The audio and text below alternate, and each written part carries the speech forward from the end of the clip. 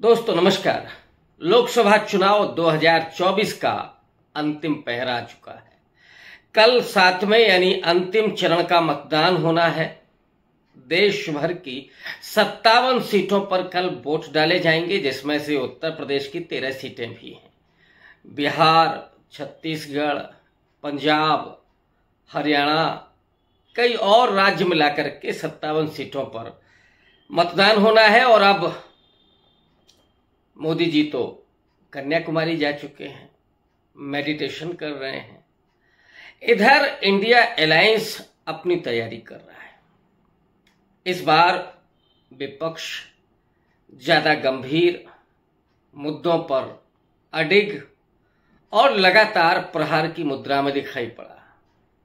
हालांकि चुनाव तो जनता लड़ रही थी। जनता के मुद्दों को विपक्ष ने उठा करके अपना दावा मजबूत किया और अब दावा शुरू हो गया है कि अगर इंडिया अलायंस चुनाव जीतता है, यानी बीजेपी अगर 200 या 220 तक रुकती है और इंडिया अलायंस अगर 272 का आंकड़ा पार करता है, तो फिर प्रधानमंत्री कौन होगा? जाहिर तौर पर सबसे बड़ा दावा कांग्रेस पार्टी का बनता है, क्योंकि कांग्रेस पार्टी ही विपक्ष में सबसे बड़ी पार्टी होने जा रही है। कांग्रेस ऐसी पार्टी है जिसका प्रभाव दक्षिण से लेकर के उत्तर तक, नॉर्थ ईस्ट, पूरब से लेकर के गुजरात तक दिखाई पड़ता है। लेकिन उसमें जो प्रदेश की राजनीतिक सत्ताएं हैं, जो राजनीतिक दल हैं, उनकी भी बड़ी भूमिका है। बिहार में तेजस्वी यादव हैं यानी आरजेडी हैं, तो बंगाल में ममता बनर्जी हैं। महाराष्ट्र में उद्धव ठाकरे और शरद पवार की बड़ी ताकत है। महाविकास आघाड़ी वहां बड़ा रोल अदा करने जा रही है। आम आदमी पार्टी ने दिल्ली और पंजाब और गुजरात, इन 3 जगहों पर एक बड़ा खेल किया है। उत्तर प्रदेश में अखिलेश यादव हैं। तो दक्षिण में जाइएगा तो तमिलनाडु में स्टालिन हैं। और फिर जो और छोटे छोटे राजनीतिक दल हैं जो इंडिया अलायंस के साथ हैं, वो भी बहुत आत्मविश्वास से लवरेज दिखाई पड़ रहे हैं। इस चुनाव में जो सबसे बड़ा नाम निकल करके आ रहा है वो राहुल गांधी का है। और आज मैं इसी मुद्दे पर बात करने जा रहा हूं कि जब ये चुनाव शुरू हुआ था, मार्च में जिस तरह की परिस्थितियां थीं पूरे देश में, जो राजनीतिक विश्लेषक थे, खास करके दिल्ली वाले, उनमें से किसी की भी हिम्मत नहीं हो रही थी ये कहने की कि इंडिया अलायंस जो बना है वो नरेंद्र मोदी को चुनौती भी दे सकता है। बल्कि गोदी मीडिया का जो स्वर था उससे थोड़ा बहुत असहमति के साथ जो तमाम पत्रकार हैं वो ये कह रहे थे कि नरेंद्र मोदी को तीसरी बार आने से कोई रोक नहीं सकता। लेकिन पहले फेज के चुनाव से, पहले फेज के मतदान से चुनाव बनने लगा, दिखने लगा, बदलने लगा। जिन लोगों को ये लग रहा था कि इंडिया अलायंस कहीं मुकाबले में नहीं है, उसे मुकाबले में लाकर के खड़ा कर दिया पब्लिक ने, देश के नागरिकों ने।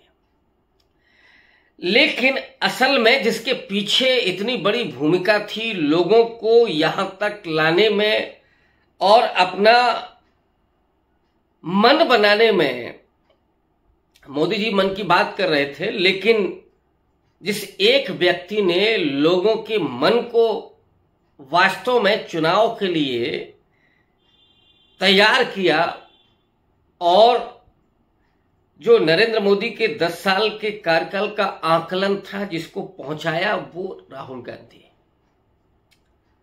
और ये शुरुआत हो गई थी भारत जोड़ो यात्रा से, यानी 2022 के आखिरी दौर से ही।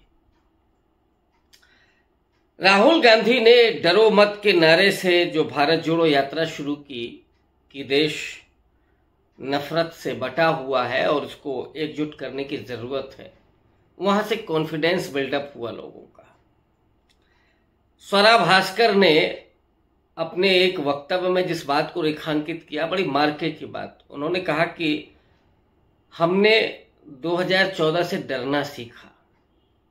इसके पहले का जो भारत था वो बोलता था अपने प्रधानमंत्री के खिलाफ, राष्ट्रपति के खिलाफ, सत्ता के खिलाफ, विपक्ष के खिलाफ, और अक्सर ये होता था कि जो पत्रकारिता है वो विपक्ष के साथ खड़ी होती थी, सरकार की गलत नीतियों की आलोचना करती थी, सरकार को आईना दिखाती थी। लेकिन इन 10 सालों में जिसने दिखाने की कोशिश भी की, जिस पत्रकार ने प्रधानमंत्री के गोद लिए हुए गांव में मुशर्रफ परिवार के लोगों को घास की रोटी खाते हुए दिखाया, वो पत्रकार जेल भेज दिया गया।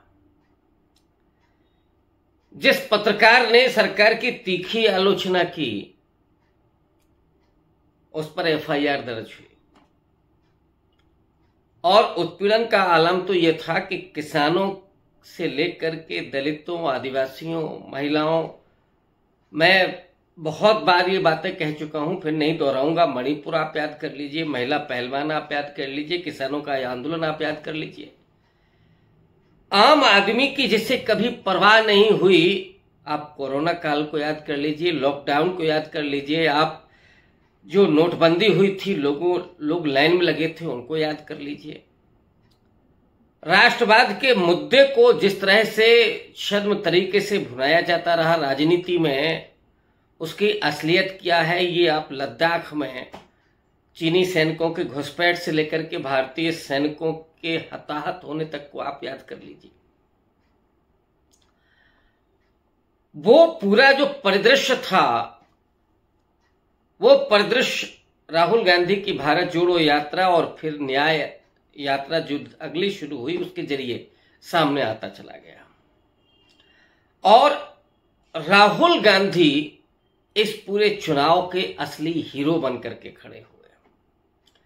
हालांकि जब इंडिया अलायंस अपने आखिरी डिसीजन के पड़ाव पर था, अचानक नीतीश कुमार ने जब पाला बदला, वो एनडीए के साथ चले गए। उस समय ममता बनर्जी, अरविंद केजरीवाल सहित 10 लोगों ने मल्लिकार्जुन खड़गे के नाम का ऐलान किया, उनको आगे किया, और एक बड़े उद्देश्य के साथ कि क्यों नहीं इस देश को पहला दलित प्रधानमंत्री मिले। मल्लिकार्जुन खड़गे को कांग्रेस पार्टी ने जब अपना राष्ट्रीय अध्यक्ष चुना था, उसके पीछे भी यही थॉट थी कि अगर हम सत्ता में आते हैं तो फिर देश को पहला दलित प्रधानमंत्री देंगे, जो कभी डॉक्टर अंबेडकर की चाहत थी, जिसे कांशीराम ने आगे बढ़ाने का काम किया। वो मल्लिकार्जुन खड़गे जो एक बड़े शख्स के रूप में और कांग्रेस पार्टी के चूंकि राष्ट्रीय अध्यक्ष हैं, तो उनका औरा तो अपने आप में है ही, जिनके नाम को लेकर के भी बहुत नैरेटिव बना और दलितों का जो रुझान कांग्रेस पार्टी की तरफ फिर से बना, उसमें बड़ी भूमिका खड़गे जी ने निभाई। चुनाव के ऐलान के ठीक पहले जो 400 पार का नारा दिया गया और उसमें भाजपा के अनंत कुमार हेगड़े से लेकर के ज्योति मृधा, अरुण गोविल, लल्लू सिंह, गिरिराज सिंह वगैरह वगैरह तमाम नेताओं ने जब ये कह दिया, ऐलान कर दिया कि हम संविधान बदलना चाहते हैं, इसके लिए हमको बड़ा बहुमत चाहिए।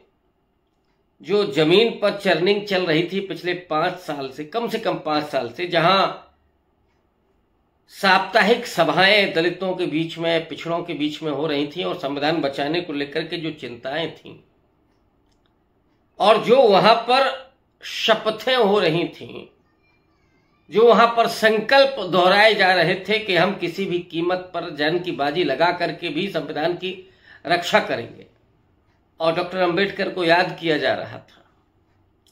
इन 5 सालों में पहली बार एक और बड़ा नैरेटिव बना, या ये कहें कि एक सच सामने आया कि अंबेडकर बनाम जो नेहरू, अंबेडकर बनाम जो गांधी की थ्योरी चलती रही पिछले 50-60 साल तक, तमाम दलितों ने, तमाम अंबेडकरवादियों ने उस पर पुनर्विचार किया और इस बात को महसूस किया कि अंबेडकर बनाम गांधी की लड़ाई में गोलवलकर बाजी मार ले गया।